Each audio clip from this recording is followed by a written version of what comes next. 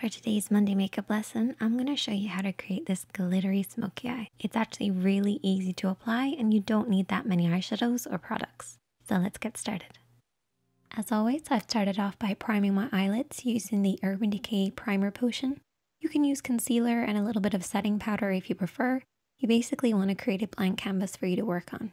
This is particularly important when you're doing a smoky eye. It'll also give the shadows something to hold on to. The first shadow that we're working on is that neutral shade.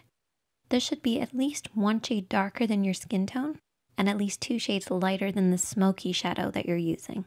So just adjust this depending on your own skin tone and your preferred shades. You're also going to need a blending brush.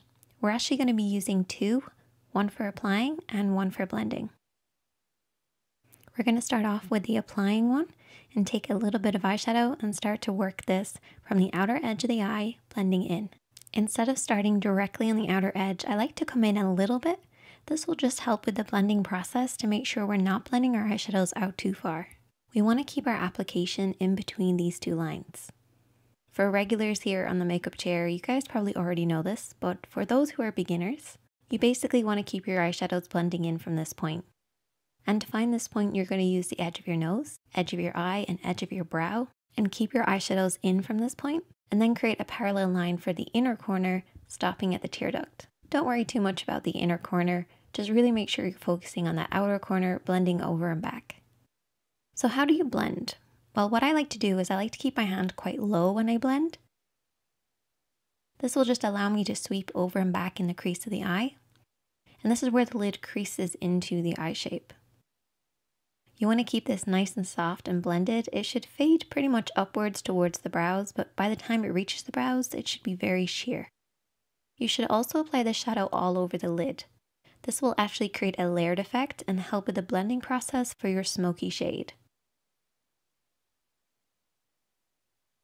As we're not using any other eyeshadows today, I really want to make sure this blend is perfect, so I'm taking a clean blending brush, so this doesn't have any product on it.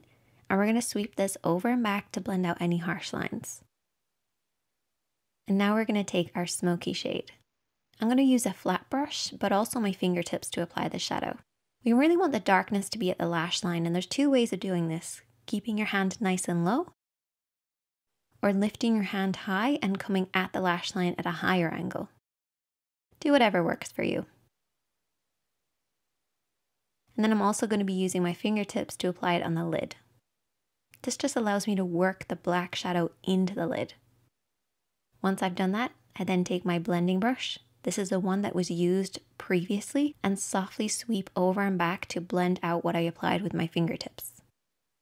Now this brush will have a little bit left over from the previous shade, but that will actually help with the blending process. And all you want to do is to apply and blend until you get the depth of color that you like.